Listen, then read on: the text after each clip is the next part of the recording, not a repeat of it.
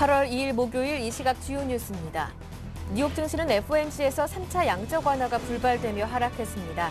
다만 어느 정도 예상된 결과에 낙폭은 크지 않았습니다.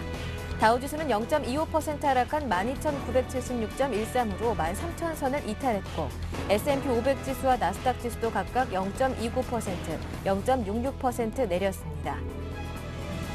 유럽 주요 증시는 FOMC 회의 결과 발표를 앞두고 혼조세로 마감했습니다. 영국 증시가 1.38% 올랐고 프랑스 증시도 0.91% 올랐지만 독일 증시는 0.26% 소폭 내려 거래를 마쳤습니다. 금융감독원이 집값이 떨어지면서 주택담보 인정 비율을 초과하게 된 주택담보대출을 신용대출로 전환하는 방안을 추진합니다. 신용도가 낮은 고객들은 적격대출 등 장기 분할 상환 방식으로 전환할 계획입니다. 한국 경제의 무역 의존도가 2년 연속 100%를 웃돌며 역대 최고 수준으로 올라섰습니다. 대외 의존도가 높아진 만큼 글로벌 경제 침체에 따른 영향도 커진 셈입니다.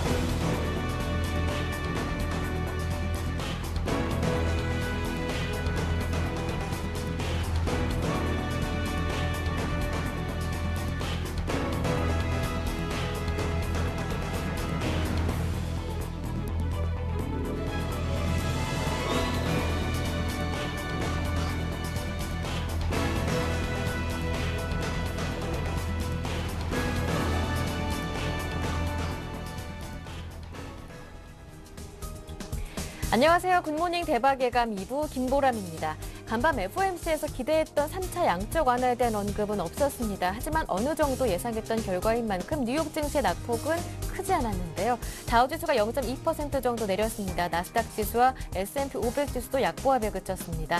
한편 어제 국내 증시 또한 마찬가지로 FOMC 결과를 앞두고 혼조세를 보였는데요. 코스피 지수가 닷새 만에 상승세를 접었지만 장중에 낙폭을 많이 줄여 1879로 거래를 마감했습니다. 일단 FOMC 뚜껑이 열린 오늘 국내 증시 어떻게 흐름이 이어갈 있을 것인지 오늘 굿모닝 대박예감에서 자세하게 살펴드리도록 하겠습니다. 그리고 이제 서울경제TV를 KT 올레 IPTV를 통해서도 시청하실 수 있습니다. 채널은 184번이고요. 앞으로 더욱 큰 관심 부탁드립니다.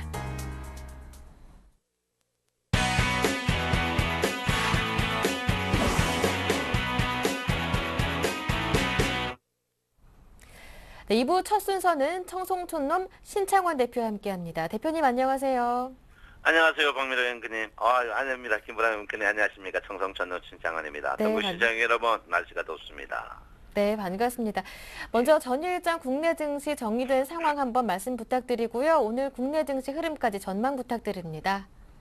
예, 어제 주식이 조금 빠졌습니다. 한 2p 정도 빠졌는데요. 일단 장 자체가 조금 힘겨워하는 글로벌 증시가 전체적으로 다 힘겨워하는 그런 모양이 아닌가 이렇게 생각을 하고 있습니다.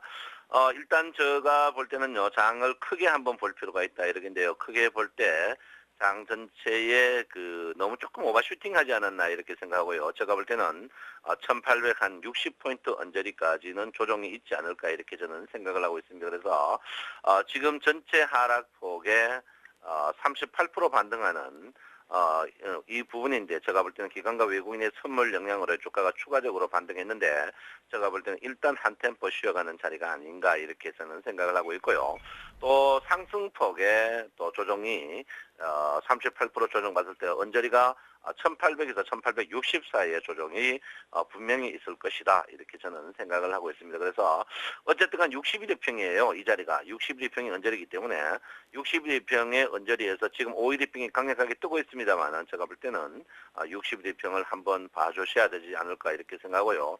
21일평의 관건입니다. 21일평이 오늘 1800 여러분 보다시피 한 70 언저리에 있는데 이 70 언저리를 깬다면은 21일평이 돌아서는 21일평이 꺾이기 때문에 주가가 한 템포 쉬어가는 자리가 있지 않을까 이렇게 저는 생각을 하고 있습니다.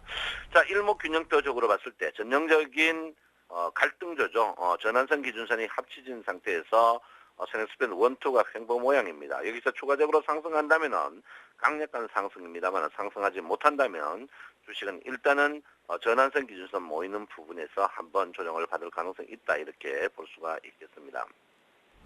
자, 이번에 여러분 저때 누구차 말때 선행 스팬 2의 저항, 그리고 선행 스팬 1의 지지, 이 부분에 대해서 한번 봐야 될 것 같은데요. 일단은 선행 스팬 1 아래까지 지지가 한번 떨어짐이 나오지 않을까 이렇게 생각을 하고 있습니다.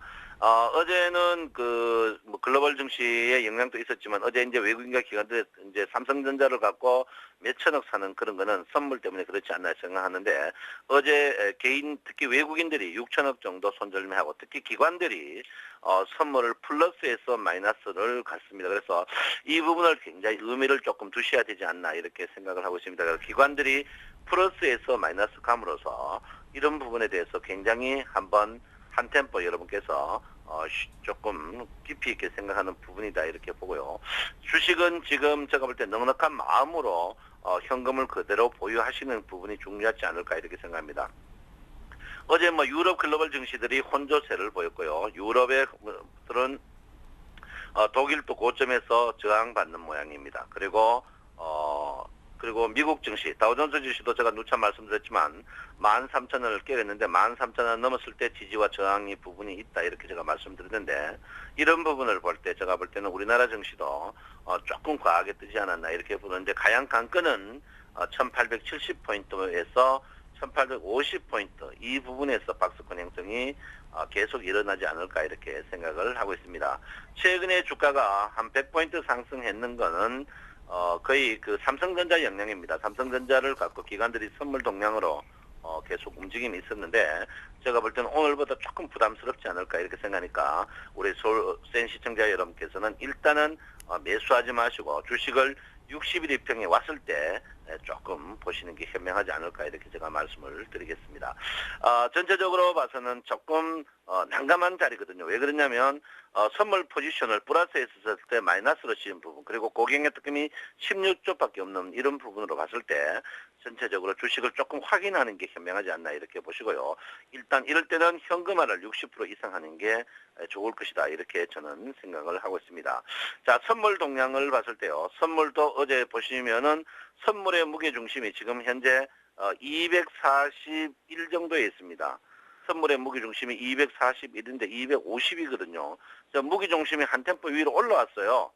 무게중심이 지금 한 템포, 무게중심이 지금 언뜻 보시면 243 정도 왔습니다. 243 왔다는 것은 전체적으로 선물의 중심이 243이기 때문에 여차하면 243 같으면 지금부터 한 7p 정도 같으면 35포인트 정도는 주가가 조정받을 수 있다 이렇게 저는 보고 있습니다. 그래서 절대로 지금 자리에서 주식 물량 늘리는 것은 굉장히 위험한 부분이다 이렇게 제가 분명히 여러분에게 말씀을 드리겠습니다. 아무쪼록 지금 장 자체는요 분명히 단기적으로 물론 주가가 장기적으로는 2,000포인트 간다는 사람 중에 저는 분명히 제가 말씀을 드렸지만 지금 자리에서는 주가 자체가 전고점에서 저항받는 부분 그리고 거래량이 적으면서 고객의 탁임이 적은 가운데 추가적으로 갈 수 없다 이렇게 볼 수 있기 때문에 이럴 때일수록 여러분 돈 없는 가운데서 빈부의 격차가 극심하듯이 지금 또 슬럼하는 집중돼. 그러면 결론은 뭐냐? 1등 주식만 사야 된다 이렇게 볼 수 있습니다. 그래서 지금 삼성전자가 130만 원대에서 굉장히 조금 저항을 부딪히는 그런 부분이기 때문에 삼성전자는 제가 볼 때는 제가 누차 말씀드렸지만 200일 이평 언저리 올 때까지는 한 템포 쉬어가는 그런 자리가 필요하다 이렇게 봅니다. 그래서 지금 코스피 상위 종목들이 거의 200일 이평에서 반등하는 그런 국면이 많은데 200일 이평에 반등했던 종목들은 200일 이평이 원상 회복될 때까지는 제가 볼 때는 한번 조금 지켜보는 게 현명하지 않을까 이렇게 생각하고요. 이번에 최근에 주가가 1897포인트 갈 때 가장 견인했던 게 삼성전자와 조선주입니다. 조선주인데 조선주들이 지금 추가적으로 상승하기에는 조금 부담스러워합니다. 특히 현대중공 같은 거 부담스러워하기 때문에 여러분께서는 한 템포 꼭 좀 쉬어가는 자리다 이렇게 볼 수 있습니다. 제가 지지난 날부터 이제 한 템포 쉬어가라고 했는데요. 제가 이제 이날부터 쉬어가라. 물론 이날 주식이 30포인트 떴습니다만 실제로 이날 우리 개인들이 못 참고 이 꼭지 부분에서 선물도 2천억 물리는 아주 비참함이 있었습니다. 그래서 조금 개인들이 지금 선물 자체가 물려갑니다. 지금 특히 요즘에 주식이 기관이나 외국인들이 주식으로서 크게 먹을 게 없다고 생각하기 때문에 선물 때문에 선물로서 사생 결단을 하기 때문에 여러분이 선물을 매매를 안 하시더라도 선물 동향을 꼭 한번 봐야 된다 이렇게 볼 수 있고요. 이 매물대가 제가 누차 말씀드리지만 50대 50 될 때까지 50대 50 될 때까지는 주가를 일단은 강력한 매수보다는 짧게 치고 가는 그런 부분이 조금 중요하지 않을까 이렇게 생각합니다. 아무쪼록 지금 장세는 여러분께서 60일 언저리가 60일 이평이 확실히 돌아가는 그날 60일 이평이 확실히 돌아가는 그날 60일 이평이 돌아가는 그날까지 주가를 조금 지켜보는 게 현명하지 않나 이렇게 생각하고요. 일목균형표가 일단은 선행 스팬2가 올라가기에는 굉장히 부담스러운 자리에 있습니다. 그래서 제가 볼 때는 지금 장은 제가 볼 때는 1800 한 45 전후에서 1895 전후에서 박스권이 계속 나올 가능성이 있다. 그 박스권의 지금 자리에서 주식을 사는 것은 굉장히 리스크를 안는 부분이기 때문에 여러분께서 조금 조심하시고 꼭 주식을 살려면 지금은 1등 주식 외에는 쳐다보면 되지 않는다 이렇게 제가 분명히 말씀드립니다. 그래서 죽어도 1등주, 살아도 1등주입니다. 지금 그 추석이 2달밖에 넘지 않았는데 조상님 상에 아무리 많이 체린들 말겠습니까? 조상님 상에서 명품주 1등주 장고장과 거래 내역을 조상님한테 바치는 게 더 큰 효자가 아닌가 이렇게 생각하기 때문에 여러분께서는 절대 잡주를 하면 안 된다 이렇게 보고요. 오늘은 하루 동안 주식가가 조금 약세 모양을 보일 건데 그냥 약세라고 지켜보는 게 제일 현명하다 이렇게 볼 수 있습니다. 그래서 오늘은 현명하고 오늘의 가장 키 포인트는 기관의 선물이 지속적으로 매도가 나오는지 이 부분을 굉장히 관심 있게 봐야 됩니다. 지금 외국인은 이미 돈 다 잃어가지고 지금 없어요. 그래서 오늘은 기관이 선물이 플러스 1조 2천억에서 마이너스 됐기 때문에 이런 부분이 기관 선물을 계속 보면 답이 나옵니다. 기관 선물과 두 번째는 상해 증시가 어제 저점을 찍고 일단은 돌렸습니다. 오늘 만약에 또 추가적으로 돌릴 수 있을지 이 두 가지 포인트만 보면 충분히 여러분께서 커버하지 않을까 이렇게 생각합니다. 그래서 오늘 선물의 기관 동향, 두 번째는 상해 증시의 모양, 패턴 이 두 가지만 보면 확실히 되지 않을까 이렇게 생각합니다. 여러분 오늘을 저 생각은 넉넉한 마음으로 하루 동안 지켜보는 게 현명하다 이렇게 말씀드리면서요. 오늘 또 덥습니다. 폭서가 있는데 이럴 때일수록 건강 유념하시기 바랍니다. 감사합니다. 청송촌놈 신청원입니다. 네, 말씀 잘 들었습니다. 고맙습니다. 예, 감사합니다. 네, 지금까지 청송촌놈 신창원 대표와 함께했습니다.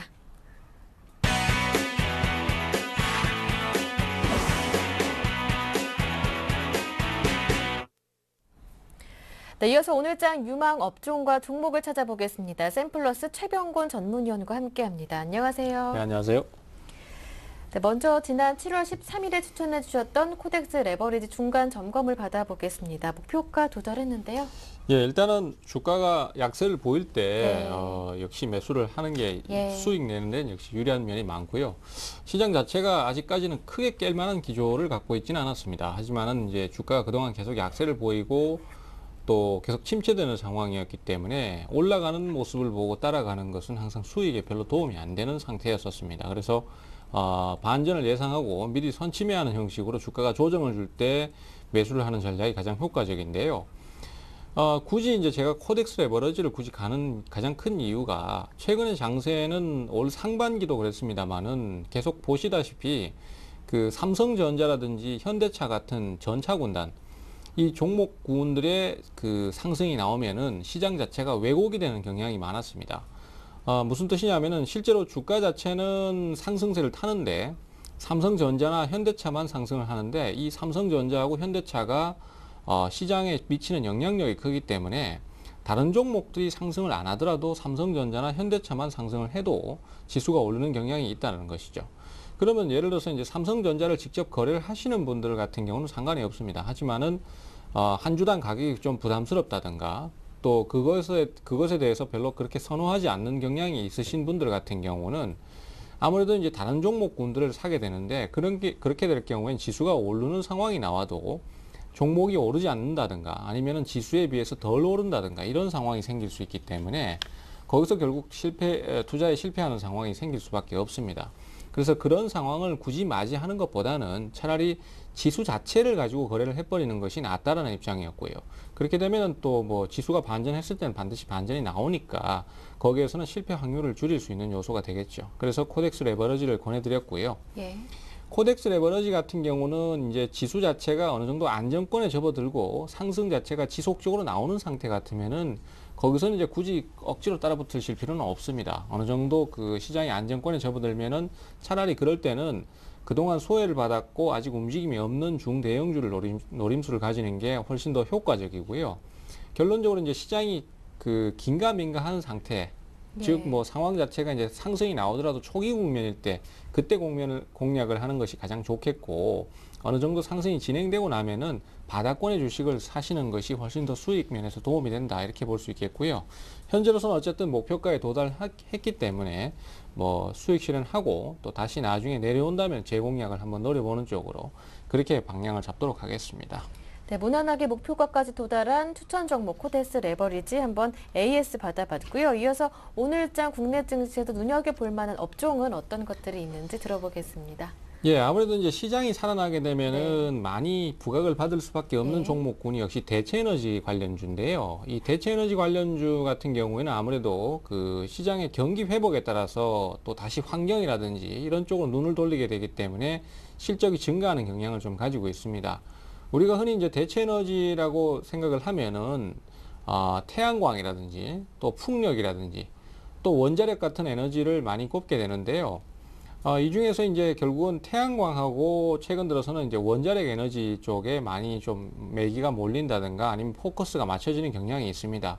특히 원자력 같은 경우는 최근에 우리나라의 그 발전 수요의 상당 부분을 차지하고 있는 상태이기 때문에 예. 뭐 어느 때보다도 그런 쪽에 많이 매수가 몰리거나 아니면 관심을 가질 수밖에 없는 상황인데요. 어쨌든 뭐 꼭 그 원전 관련 부분만 아니더라도 다른 여타 태양광이나 풍력 쪽도 시장 수요 살아나는 부분이라면은 다시 한번 상승세를 탈 수도 있다라고 판단이 됩니다. 특히 이제 최근 들어서 유가가 상승을 좀 하고 있습니다. 유가가 상승을 하게 되면은 또 역시 그 대체 에너지에 대한 수요 증가가 있을 수 있고요. 또 특히 이제 뭐 그 중동발 리스크 같은 거, 이제 호르무즈 해협의 봉쇄라든지 이런 부분이 다시 또 부각이 되면은 유가가 더 상승하는 경향이 있기 때문에 그럴 때는 또 대체 에너지 관련주에 매기가 몰리는 경향이 좀 있습니다. 사실 그 이전까지 대체에너지 관련주들은 실적이 최악의 경우를 겪어왔었기 때문에 사실은 이제 실적 자체가 워낙 나쁘다 보니까 주가가 지속적으로 떨어졌고, 또 그런 부분들이 오히려 이제 나중에는 바닥을 치면서 실적 개선에 대한 기대감을 키우는 상태이기 때문에 바닥이 어느 정도 잡힌다면은 기관이나 외국인들의 매수 에너지들도 한번 기대를 해볼 수 있는 게 사실이고요. 어찌됐든 그런 관계로 해서 시장이 이대로 강세를 좀 타준다라면은 종목들의 순환매가 발생을 하면서 추가 상승의 흐름도 한번 기대를 해볼 수 있지 않겠나, 이렇게 예상을 하고 있는 상태입니다. 네, 오늘은 대체에너지 관련주 유망 업종으로 꼽아주셨는데요. 그렇다면 그에 따른 관심 종목은 어떤 건가요? 네, 어제 제가 대체에너지 관련주 해서 OCI를 한번 말씀드렸었는데요. 이제 오늘은 원전 관련해서 한전기술에 대해서 말씀을 좀 드리려고 합니다. 한전기술 같은 경우에는 사실 작년 하반기하고 원래 상반기에 주가가 상당히 많은 탄력을 보여주면서 좋은 진행을 보여줬었습니다. 물론 실적의 증가도 있었고 여러 가지 요소가 있었지만은 어쨌든 간에 주가 상승이 잘 나오면서 상당히 좋은 진행을 보였습니다. 근데 최근 들어서는 이제 지속적으로 약세를 타는 모습이었는데 여러 가지 요소가 있었습니다. 일단은 뭐 실적이 나빠지는 부분도 있었고요. 또 한전기술 자체에 대한 블록딜 얘기가 계속해서 나오는 것이 이 종목을 발목을 붙잡는 요소였거든요. 어쨌든 공기업을 민영화시킨다는 목표 아래서 작년하고 올해 사이에 지분의 20%를 그 블록딜 형태로 기관 투자자들한테 매각하는 방식을 목표로 세우고 있습니다. 그리고 5%씩 끊어서 매도를 하고 있는데 그때마다 사실 주가가 약세를 좀 타는 것이 사실이거든요. 그래서 지금까지는 이제 한전에서 약 10%를 매각을 했습니다. 그래서 아직까지 목표치의 10%는 모자라는 상태인데 주가가 이제 아무래도 바닥권을 치고 있을 때는 바로 매도를 하진 않을 걸로 생각을 합니다. 그렇기 때문에 지금쯤 상황에서는 뭐 블록딜에 대한 부분도 크게 고민 안 하셔도 될 것 같고요. 또한 이 종목의 차트상으로도 지금 진행을 보시면은 주가가 뭐 바닥권에서 쌍바닥 형태로 많이 내려와 있습니다. 사실 지금 최근 들어서 시장이 연속 상승을 하면서 어느 종목이건 약간은 바닥에서 좀 올라선 모습이 나오고요. 또 좀 강한 종목들 같은 경우는 바닥권에서 약 15에서 20% 정도 상승을 했기 때문에 지금 막 따라잡기는 사실 좀 부담스러운 면이 있습니다. 그런 수급적인 논리를 감안한다라면은 이 한전기술 같은 경우는 주가가 최근 들어서는 조정을 많이 거쳤고 이제 막 돌려 세우려는 흐름을 갖고 있기 때문에 수급적인 개선과 동시에 우리 개인 투자자들이 매수를 하면은 편안하게 매수를 할 수 있는 시점이 아닌가 이렇게 생각이 돼요. 시장 자체가 약세를 탈 때는 사실 이런 포인트에서 성급하게 공략했다가 더 깨고 내려가 버리는 경우가 많기 때문에 좀 주의를 기울여야 됩니다만은 지금 같은 시기에서는 뭐 상황이 그렇게 나쁘진 않죠. 그리고 대형주들 순환매도 한번 기대를 해볼 수 있겠고요. 그래서 어쨌든 간에 이런 경우에도 조정 시 눌림목에 살짝 눌려줄 때 공략 포인트를 잡으시면 괜찮을 것 같습니다. 일단 매수가는 71,000원 정도 노리시는데요. 사실 가격이 바로 올라가는 경우도 있을 수 있습니다. 그렇기 때문에 그런 부분들을 감안하신다면 약간 유도리를 발휘하셔도 됩니다. 그래서 한 72,000원 사이에서 71,000원 그 사이에서 매수를 하시면 좋을 것 같고요.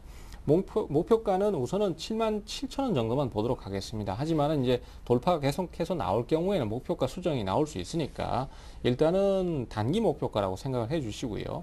68,000원 손절 기준가 잡도록 하겠습니다. 이전 저점이죠. 여기 깨지면은 위험 관리 하시는 쪽으로 그렇게 방향 잡도록 하겠습니다. 네, 지금까지 샘플러스 최병곤 전문위원과 함께했습니다. 잘 들었습니다. 고맙습니다. 네, 감사합니다.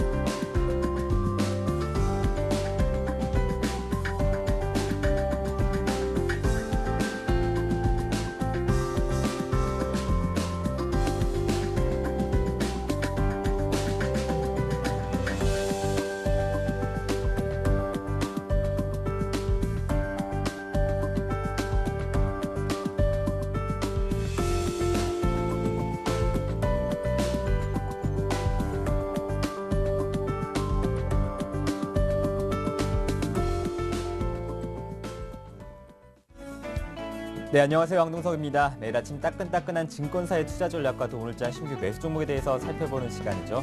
네, 뉴욕 증시는 미 연준의 대응책에 대해서 실망감도 있었지만 소폭 하락하는 데 그쳤습니다. 오늘 국내 증시 어떤 투자 전략 세워봐야 할지 신한금융투자 연결해서 자세한 이야기 나눠보겠습니다. 네, 신한금융투자 반포 지점의 최승훈 과장님 안녕하십니까? 예, 안녕하십니까? 네, 오늘장 신한금융투자의 전략에 대해서 소개해 주시죠.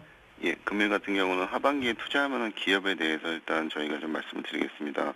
최근 시장에서는 유럽 위기가 고조가 되면서 기업들의 할인율이 좀 상승을 하고 있고 또 이에 따라서 경기가 둔화되면서 성장률이 좀 감소를 하고 있습니다. 따라서 하반기에도 실적 모멘텀이 없을 거라는 이 세 가지가 하반기 시장에 있어서 투자자들이 가장 우려하는 부분인데 이러한 우려하는 부분을 과연 이길 수 있는 기업이 어떤 기업인가를 좀 찾아보면 일단은 외부 변수에도 크게 흔들리지 않는 꾸준한 실적을 좀 나타낼 수 있는 기업, 그리고 성장성이 다소 줄더라도 기존에 추구하던 이 확실한 캐시카우를 가지고 있는 기업, 그리고 누가 봐도 올해 사상 최대 실적을 낼 수 있는 기업, 이런 세 가지 조건을 가지고 투자할 만한 기업을 좀 간추려 봤는데 종목이 좀 많긴 하지만은 뭐 NHN이라든가 삼성 관련 삼성전기, 삼성전자 같은 종목, 그리고 조선주에서 뭐 조선화학 중에서 SK이노베이션, 뭐 현대중공업, 두산중공업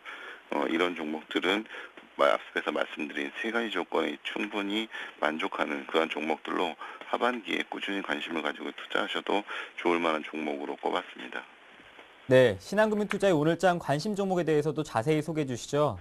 예, 금일 같은 경우는 앞서 말씀드린 그러한 조건에 따라서 이제 저희가 추천 종목을 말씀을 드리겠는데요. 네. 첫째는 우선 시장 대표주인 삼성전자입니다. 삼성전자 같은 경우는 갤럭시 S3가 월 400에서 500만 대 이상 판매될 것으로 예상을 하고 있고 아이폰 5의 출시가 지금 언급이 되고 있긴 하지만은 갤럭시 S의 시장 선점 효과를 좀 기대를 하고 있습니다. 따라서 3분기에도 실적 개선세는 지속될 것으로 봤고 하반기에는 휴대폰 부분에 있어서 아이폰 5와 경쟁이 좀 치열해지더라도 모바일 D램이라든가 낸드 플래시 같은 모바일형 메모리 반도체 그리고 비메모리 반도체를 중심으로 업황 자체가 크게 개선될 것으로 예상을 하고 있습니다.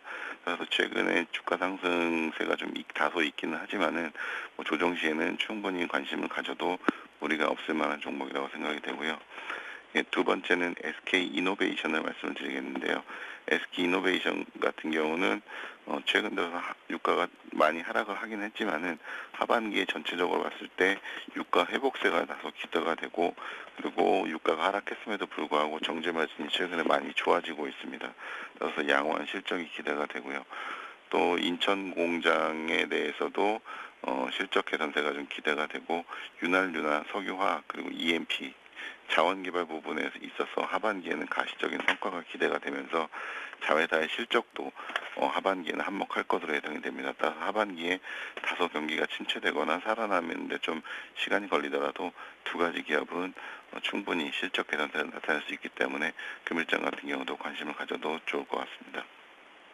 네, 3분기 실적 개선이 예상되는 삼성전자와 SK 이노베이션에 대해서 살펴봤습니다. 고맙습니다. 말씀 잘 들었습니다. 예, 감사합니다. 네, 지금까지 최승훈 과장과 함께 신한금융투자의 오늘장 전략과 신규 매수 종목에 대해서 살펴봤습니다. 저는 내일 아침에 뵙겠습니다.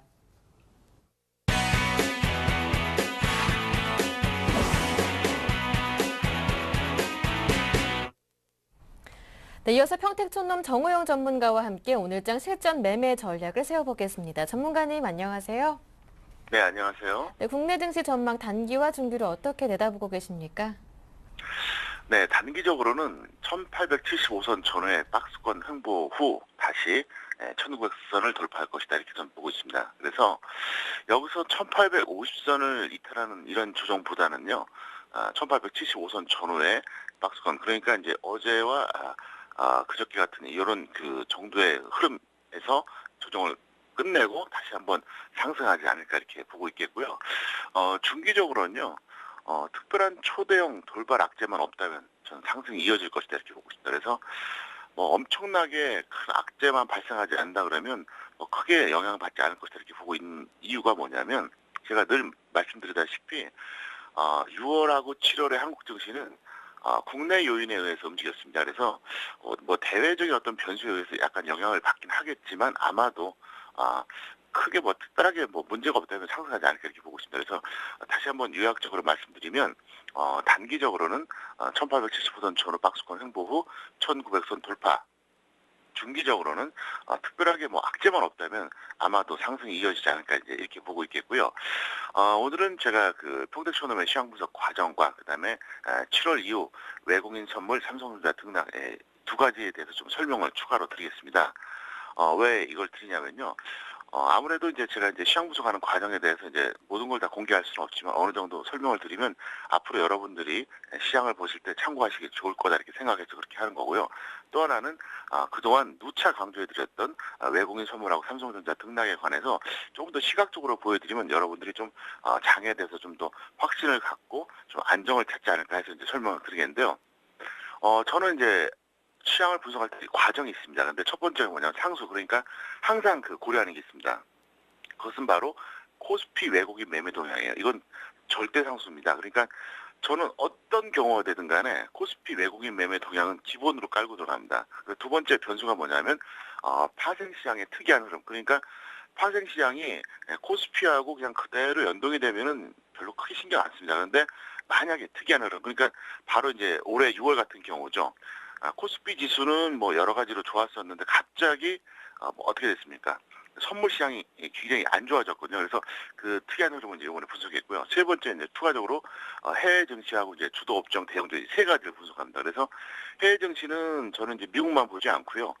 유럽하고 같이 믹스해서 봅니다. 그리고 주도 업종이라고 하는 것은 이제 누구나 다 아는 것처럼 이제 현재 전기전자가 주도 업종 아닙니까? 그다음에 대형주는 삼성전자만 보는 게 아니라 업종별 대표를 다 봅니다. 그래서 기본적으로 코스피 외국인 매매 동향을 항상 체크하고요. 그다음에 파생시장은 특이할 때만 체크합니다. 정상적일 땐 보지 않는다는 거죠. 그다음에 추가적으로는 해외 증시 주도 업종, 그다음에 대형주 이렇게 이제 체크하고 보고 있고요. 참고로 이제 말씀드리면 차트, 특히 보조 지표는 완전히 무시합니다. 제가 왜 이 말씀을 자꾸 드리냐면 보조 지표 잘못 봐가지고 이 시황 잘못 본 사람이 너무 많아요. 이 보조 지표 가지고 시황 분석을 하는 시대는요. 최소한 10년 전에 끝났습니다. 더 이상 연연하지 말라는 얘기고요. 그 다음에 이제 제가 앞으로 서울경제TV 시티즈 출연을 아마 조만간 하게 될 겁니다. 그렇게 되면 각종 어떤 비법이라든가 이런 거 좀 공개해 드리겠고요. 자, 이번에는요. 7월 이후 외국인 선물과 삼성전자 등락에 대해서 좀 더 구체적으로 수치와 그래프로 제가 좀 보여드리겠습니다. 외국인 선물은요. 7월 12일에 누적 순매도가 27,415계약이 최고치였습니다. 그리고 나서 바로 어제였었죠. 누적 순매도가 이제 9,785계약까지 줄었는데요. 제가 계속해서 말씀드렸잖아요. 외국인 선물에서 환매수가 나오고 삼성전자가 반등이 나와야만 된다는데 일단 선물이 이렇게 조건을 형성했고요. 그다음에 삼성전자 같은 경우에도 7월 10일에 109만 1,000원이 저가였습니다. 그런데 7월 31일에 최고가가 133만 4천 원이었는데요. 어제는 살짝 조정을 좀 받았지만 어쨌든 최근에 가장 이제 고가다 이렇게 말씀드리는데 자, 차트 잠깐 보시겠습니다.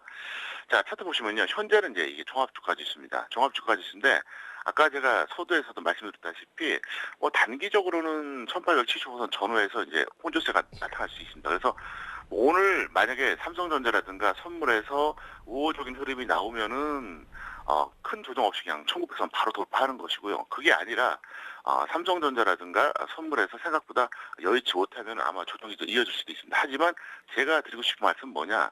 어떤 경우가 되든 현재로 봤을 때는 1850선 이탈하는 이런 흐름보다는 1900선을 돌파하는 흐름이 거의 확실하다는 겁니다. 그래서 이걸 참고하시기 바라겠고요. 자, 그 다음에 그 외국인 선물 누적 매매 한번 보여드리겠는데요. 자, 현재 그 나가는 그림이 바로 이제 9월물에 대한 외국인 선물 그 누적 매매 그 자료입니다. 바로 7월 10일이었습니다. 바로 이날 누적 순매도가 27,000계약까지 갔다가 어제 날짜로 이제 만계약 안으로 들어왔죠. 9,785계약이니까요. 지금 그래프에서 보시는 것처럼 아래쪽에 빨간색이 외국인이고요. 위쪽에 파란색은 개인, 그 다음에 녹색은 기관입니다. 그러니까 다시 말씀드리면 급격하게 외국인들이 환매수가 나오면서 반대로 개인하고 기관은 오히려 이제 매수가 줄어드는 이런 양상인데요. 아마도 제가 볼 때는 9월물이 끝나기 전까지 분명히 이게 다시 이제 역전되지 않을까 이렇게 보고 있습니다. 역전이라고 하는 게 뭐냐면 결국 외국인들은 매수로 전환된다는 거죠. 그래서 일단 이걸 보여드렸고요. 이번엔 또 잠깐 차트 보여드리겠습니다. 자, 삼성전자인데요. 삼성전자가 이제 누차 말씀드렸다시피 7월 10일에 저점 찍었습니다. 그리고 바로 이제 7월 31일에 이제 고점을 기록해줬는데요. 아마도 오늘 경우에 따라서는 아마 그 7월 30일을 고점을 돌파할 가능성도 있습니다. 그래서 왜 이걸 말씀드리냐? 두 가지만 보라는 얘기예요. 지금 물론 해외 증시도 중요하고 그다음에 기타 여러 가지 요인들이 있습니다. 하지만 두 가지가 좋으면은 아무리 외부 악재가 나빠도 우리나라 지금 갑니다. 반대로 두 가지가 안 좋으면요 소용이 없다는 거죠. 그걸 증명했던 때가 바로 언제입니까? 바로 종합주가지수 보겠습니다. 7월이었습니다. 7월에 보시면 6월 20일 이후였죠. 그러니까 6월 20일까지가 제가 정상이라고 말씀드렸고요. 6월 22일 이후부터가 이제 비정상이다 이렇게 말씀드렸었는데 만약에 이 두 가지 요인이 좋아지면은 해외 요인 그렇게 신경 쓸 게 없다는 거죠. 그리고 반대로 두 가지 요인이 나빠지면은 바로 이렇게 7월처럼 되는 거예요. 그래서 왼쪽에 보시면은 왼쪽 박스가 이게 정상이고요. 오른쪽 박스는 이게 지극히 비정상입니다. 그래서 어쨌든 두 가지만 체크해달라 이렇게 설명드렸습니다. 네, 앞서서 최악의 경우가 아니라면 1850은 깨지지 않을 가능성에 무게를 두시는 것 같은데요. 그렇다면 오늘장 전략은 어떻게 세워볼까요? 네, 오늘도 똑같습니다. 1850선 이상에서는 직장인 75, 전원 100% 이렇게 해주시겠고요. 직장인들은 이제부터는 중기 10, 단기 0, 그러니까 거의 10대 0이니까 뭐 거의 중기 매매 하자 이런 얘기가 있고요. 전업은 이제 중기하고 단기 8대 2 정도 비율이면 딱 좋을 것 같습니다. 네, 알겠습니다. 자, 그렇다면 오늘장 개미들을 위한 조언 한 말씀 부탁드린다면요. 예, 앞으로 지수가 올라갈 걸 대비해서 이제 우량주를 어떻게 공략하냐 이걸 좀 말씀드리겠는데요. 예. 우량주 공략할 때 첫 번째는 이제 지수의 상승 추세입니다. 그래서 사실 지수가 하락 추세일 때 저는 사인을 냅니다. 왜냐하면 저는 전문가이기 때문에 그렇습니다. 전문가는 예측을 해서 앞으로 올라갈 걸 이제 맞춰드려야 되기 때문에 그렇게 되는데 원래 정석대로 하면은 지수가 상승 추세일 때만 이제 우량주를 공략하는 겁니다. 그리고 종목도 상승 추세. 그러니까 지수하고 종목이 둘 다 상승 추세일 때 공략하는데 추세 판단의 기준은 61선이 120선 위에 있을 때입니다. 그게 바로 이제 추세 상승이겠고요. 그 다음에 업종 내 시가총액 5위 이내까지만 딱 추리세요. 우량주라고 하는 것은 업종 대표 중 말할 것도 없지만 5위 안에 들어가는 종목을 말한 겁니다. 그다음에 세 번째가 뭐냐면 지수가 상승 추세일 때 단기적으로 이제 20일 이동평균선 이탈할 때가 있거든요. 그때 매수하시는 겁니다. 그래서 이걸 딱 말씀드린 이유가 뭐냐? 만약에 지금 두려워서 못 잡는다고 하더라도 나중에 여러분들이 우량주 공장할 때 어떤 기준으로 해야 되는지 그걸 좀 명확하게 말씀드린 건데요. 어쨌든 지수가 상승 추세, 종목의 상승 추세 두 가지 전제 조건이 깔리고요. 그다음에 업종 내 시가총액 5위까지 그리고 종목의 21선이 이탈했을 때 그때입니다. 그래서 상승 추세의 기준은 61선이 121선 위에 있을 때 요것만 좀 참고해 주시면 큰 무리가 없을 것 같습니다. 네, 끝으로 오늘장 관심 종목 추천해 주신다면요. 네, 서울반도체입니다. 네. 046890인데요. 이유는 간단합니다. 코스닥 상승 시에 1순위 IT 종목이 될 수밖에 없겠고요. 그래서 여러 가지 메커니즘으로 봤을 때 어차피 서울반도체는 코스닥의 삼성전자라고 보시면 돼요. 그래서 일단 어제 같은 경우에도 코스피가 조금 조정받았는데 코스닥이 좋았지 않습니까? 왜 그러냐면 그동안 단기적으로 이제 코스피가 너무 좋아서 그런 건데요. 어차피 코스닥 시장이라고 하는 것은 독립 변수가 아니라 종속 변수입니다. 그러니까 혼자서 자체적으로 움직이는 게 아니라 코스피가 가면 따라가는 시장이 바로 코스닥입니다. 그래서 나중에 이제 코스피 지수가 가게 되면 코스닥도 가게 마련이거든요. 그럴 때는 분명히 IT 종목 중에서는 서울반도체가 부각될 수밖에 없기 때문에 오늘 뭐 시장가로 시가 매수해 주시고요. 오늘 이제 시가 기준으로 손절 마이너스 10%, 목표 플러스 20% 해주시면 큰 무리가 없을 것 같습니다. 네, 말씀 잘 들었습니다. 고맙습니다. 네, 감사합니다. 네, 지금까지 평택촌놈 정호영 전문가와 함께했습니다.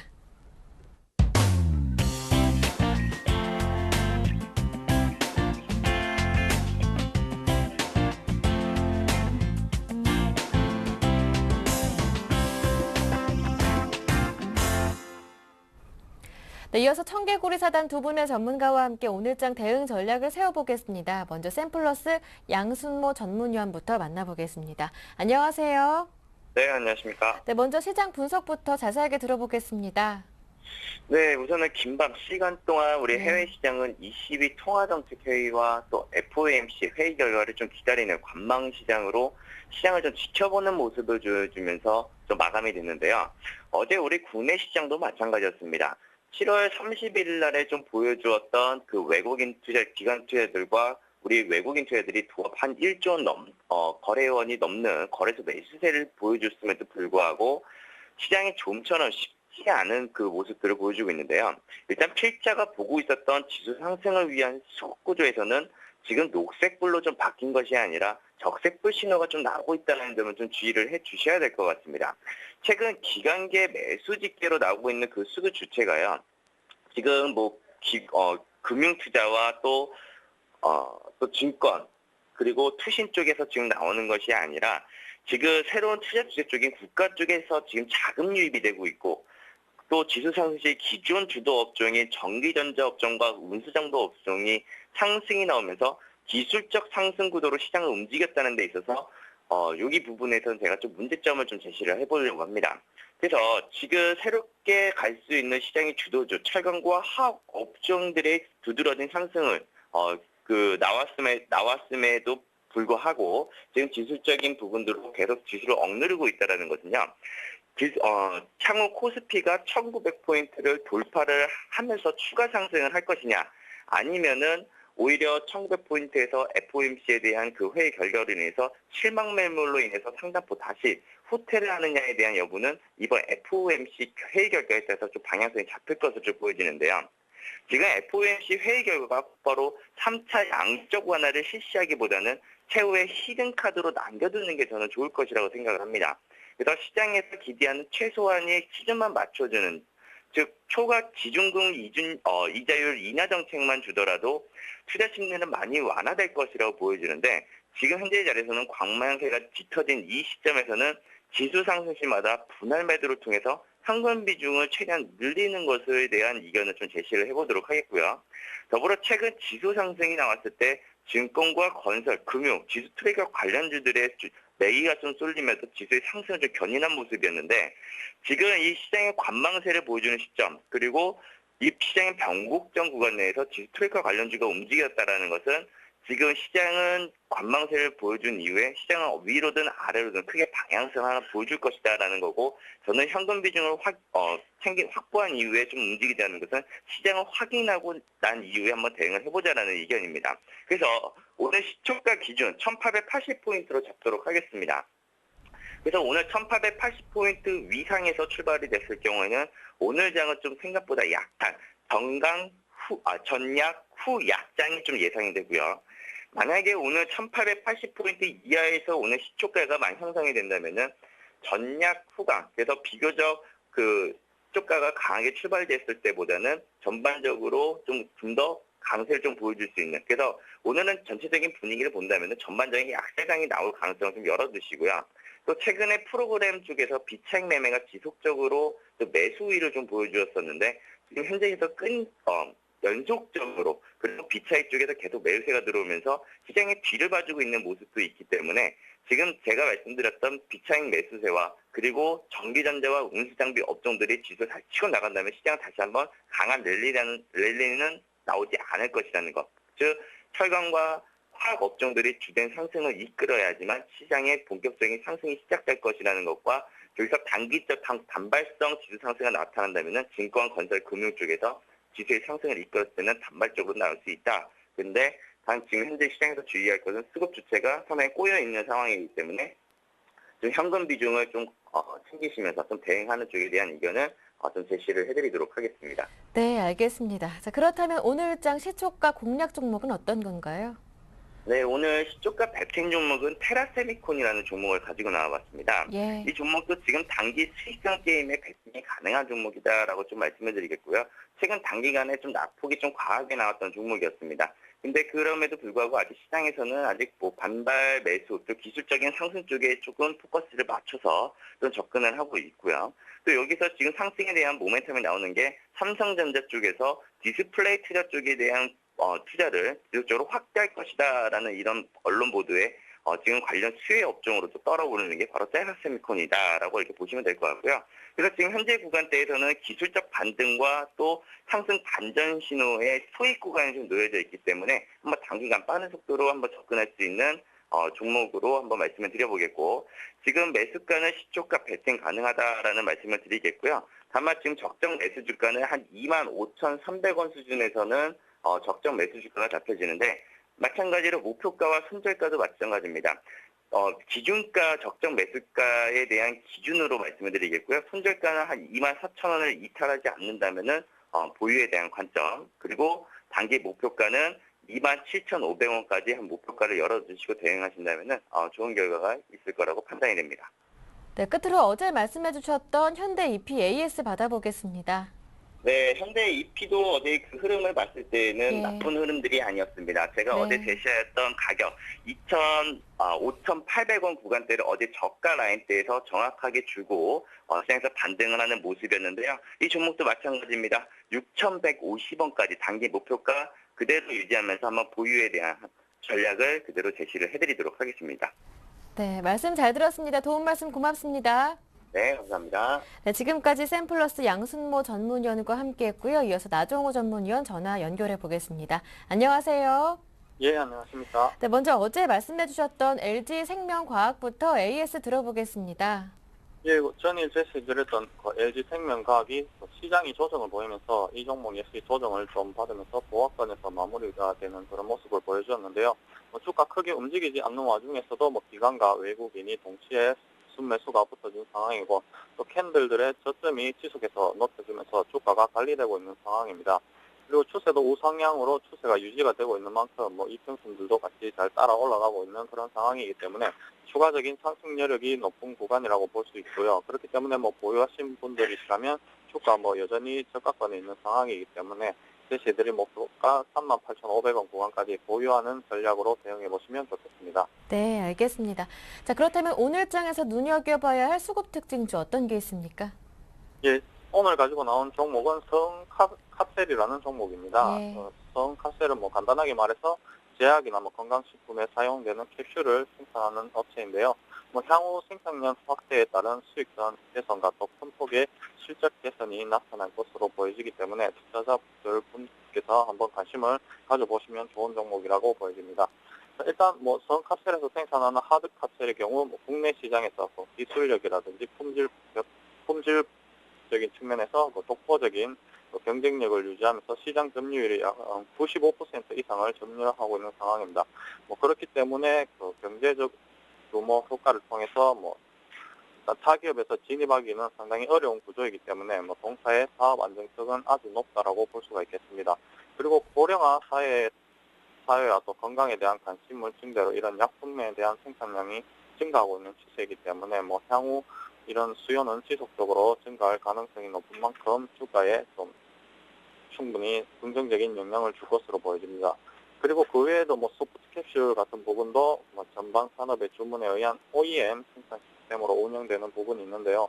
뭐 현재 150여 개의 제약회사에 납품하고 있는 상황이고 또 이러한 부분은 앞으로 향후 성장 동력으로 작용할 것으로 보여지는데 국내 그 건강식품이나 그런 업체들이 원가 절감을 위해서 이런 생산 시스템을 보유하는 것 대신 이런 성카셀로 이런 아웃소싱을 주는 경우가 많기 때문에 향후에도 이 부분에 대한 성장성은 유지가 될 것으로 보여집니다. 그리고 뭐 2분기 실적도 뭐 매출액 400억 원 정도로 상당히 양호한 수준이고 또 매출액이 하드캡슐 사업 부분의 증설 효과로 인해서 점진적으로 진행이 되고 있는 상황이니만큼 뭐 사상 최대 분기 매출액을 달성할 것으로 전망이 되는 만큼 향후 주가에 상당히 긍정적인 요인으로 작용할 것으로 보여집니다. 수급적인 부분을 조금 보면 현재 외국인과 기관이 뭐 중간에 매도세가 조금씩 있긴 하지만 큰 물량은 아니고 또 그보다는 더 큰 매수세가 계속해서 지속해서 붙어주고 있는 상황이기 때문에 뭐 거래소 소형주임에도 불구하고 메이저들의 양호한 수급을 받고 있는 상황이라 말씀을 드릴 수가 있겠습니다. 차트를 보면서 조금 말씀을 드리도록 하겠습니다.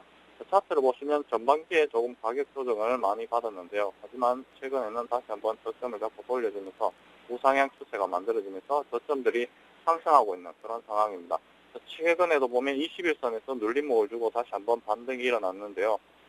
전일도 21선 부근에서 한번 눌림을 주고 다시 반등이 일어나려는 그런 구간에 있기 때문에 뭐 21선 눌림목 자리라고 볼 수가 있겠고 그런 만큼 추가적인 상승 가능성이 높은 자리라고 볼 수 있겠습니다. 그 외에도 정고점 부근까지는 큰 위에 매물들이 없는 상황이기 때문에 뭐 주가 상승에 큰 걸림돌은 없다라고 보여지고 뭐 매수가는 14,100원에서 14,500원 그리고 손절가로는 이런 추세를 이탈하는 자리 13,700원 그리고 목표가로는 정고점 자리 한 15,700원 정도로 보시고 대응해 보시면 좋겠습니다. 네, 지금까지 샘플러스 나종우 전문위원과 함께했습니다. 말씀 잘 들었습니다. 고맙습니다. 예, 감사합니다. 네, 굿모닝 대박예감 2부 순서는 여기에서 모두 마무리 짓겠습니다. 저는 내일 다시 오겠습니다. 고맙습니다.